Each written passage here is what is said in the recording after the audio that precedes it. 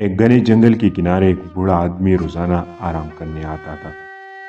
وہ اکثر درخت کے سائے میں بیٹھ کر فطرت کا مشاہدہ کرتا رہتا۔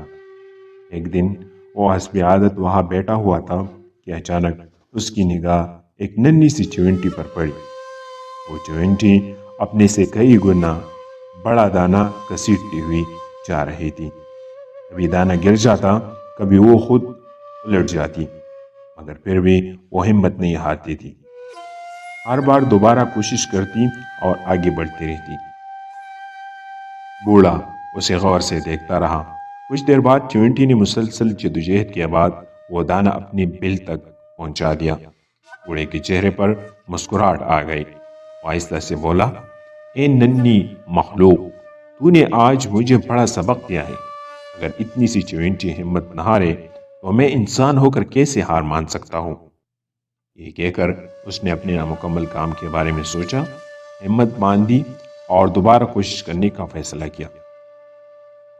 سبق: محنت اور مسلسل کوشش کبھی رائے گاہ نہیں جاتی۔ چھوٹی سی مخلوق بھی بڑے بڑے انسانوں کو بڑا سبق دے سکتی ہے۔ ہار مان لینا ناکامی ہے اور کوشش جاری رکھنا کامیابی کی طرف قدم ہے۔